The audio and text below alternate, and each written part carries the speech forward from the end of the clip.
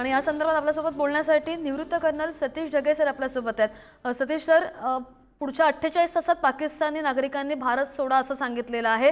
अनेक मोठे आणि कठोर निर्णय घेण्यात आलेले आहेत। विजा रद्द केलाय। नक्कीच 3 महत्वाची युद्ध त्या ठिकाणी झाली, वेगवेगळ्या प्रकारचे दहशतवादी हल्ले झाले, पण आतापर्यंत इंडस वॉटर ट्रीटी म्हणजे सिंधू नदी कराराशी संबंधित जे आहे कुठलाही निर्णय भारत सरकारने घेतला नव्हता। आणि आता या अशा प्रकारच्या हल्ल्यानंतर सिंधू नदी कराराशी संबंधित सुद्धा त्याला पॉज देण्याचा निर्णय जर भारत सरकारने घेतला असेल तर हा महत्वाची नॉन कायनेटिक ऍक्शन आहे। त्याचबरोबर पाकिस्तानच्या नागरिकांशी संबंधित, त्याचबरोबर पाकिस्तानचे अधिकारी त्यांच्याशी संबंधित सुद्धा हे महत्वाचे निर्णय त्या ठिकाणी घेण्यात आलेले। या सगळ्या अनुषंगाने माझ्या मते जे आहे भारत सरकारनं हे पहिलं पाऊल उचललेलं आहे। याला आपण नॉन कायनेटिक ऍक्शन म्हणू। म्हणजे खरोखरच या सगळ्या गोष्टींमध्ये मिलिटरी ऍक्शन कुठेही त्या ठिकाणी नाही। येणाऱ्या काळामध्ये मिलिटरी ऍक्शन सुद्धा आपल्याला दिसेल आणि अशा प्रकारे कायनेटिक आणि नॉन कायनेटिक ऍक्शनच्या माध्यमातून हा अशा प्रकारचा अशा प्रकारची ऍक्शन ही भारत सरकारकडून दिसेल असं आपल्याला या एकूणच गोष्टींवरून वाटतंय। अगदी आणखी कोणते मोठे निर्णय घ्यावेत असं अपेक्षित आहे? माझ्या मते ऑफिशियली जे डिक्लेअर करता येतात त्या प्रकारचे निर्णय जे आहे भारत सरकारनं 24 तासामध्ये अशा प्रकारे डिक्लेअर त्या ठिकाणी केलेले आहेत।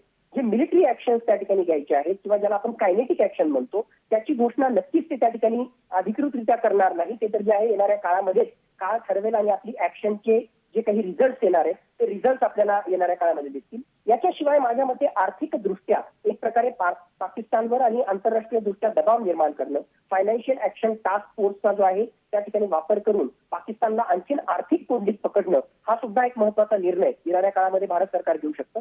पण हे सगळं जरी असलं तरी आरपारच्या लढाईसाठी आपल्याला तयार राहावं लागेल। पाक ऑक्युपाईड काश्मीरला पुन्हा कसा भारतामध्ये सम्मिलित करता येईल यासाठी जे आहे खमकं नेतृत्व आणि खमकं ऍक्शन घेण्याची गरज आहे। फक्त या 24 तासामध्ये जी काही पत्रकार परिषद घेऊन हे डिक्लेअर केलं त्यामधून तरी या काही गोष्टी बाहेर आलेल्या नाहीत आणि तशा त्या डिक्लेअरही केल्या जात नसतात। पण येणाऱ्या काळामध्ये बलुचिस्तानशी संबंधित इश्यू असो, पाक ऑक्युपाईड काश्मीरशी रिलेटेड असो, यावर सुद्धा जे आहे भारताला कठोर निर्णय घ्यावे लागणार आहेत आणि ऍक्शन त्या ठिकाणी करावी लागणार आहे। त्याच वेळेस अशा प्रकारचे दहशतवादी हल्ले भविष्यामध्ये आपल्याला थांबवता येतील।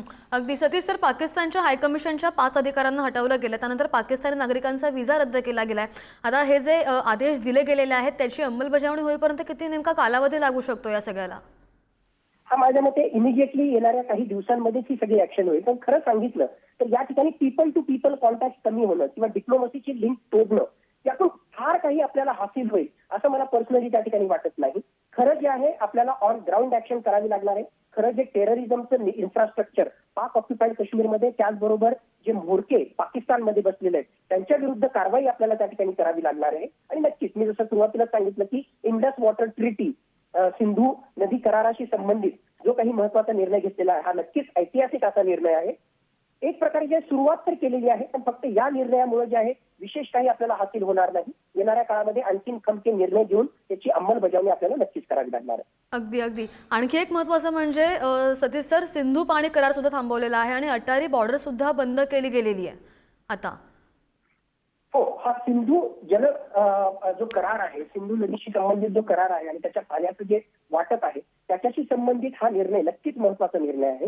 मुळात जसं मी सांगितलं की 1960 मध्ये हा निर्णय किंवा हा करार त्या ठिकाणी झाला होता आणि हा करार झाल्यापासून आतापर्यंत वेगवेगळ्या प्रकारचे जे आहे भारत आणि पाकिस्तान संबंध बिघडण्यासाठी घटना घडल्या होत्या। म्हणजे युद्ध झाली आपली, टेररिस्ट हल्ले झाले, पण तरी सुद्धा बाकी सगळ्या ऍक्शन घेतल्यानंतर सुद्धा सिंधू जल करारावर जे आहे कुठलाही परिणाम झाला नव्हता।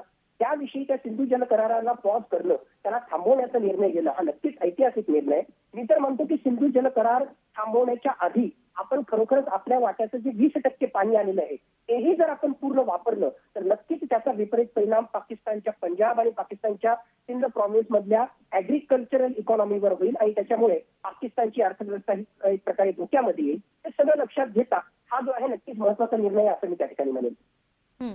सतीश सर, एक शेवटचा प्रश्न विचारते आता। हा जो हल्ला झालेला आहे संपूर्ण देश हळहळतोय त्यातून, मात्र आता बेसिक लेवलला म्हणजे ग्राउंड लेवलला काय खबरदारी घेतली पाहिजे काश्मीरमध्ये? ग्राउंड लेवलला जे आहे सिक्युरिटी इन्फ्रास्ट्रक्चर जे आहे ते मजबूत मुस्तैद राहणं हे आवश्यकच आहे।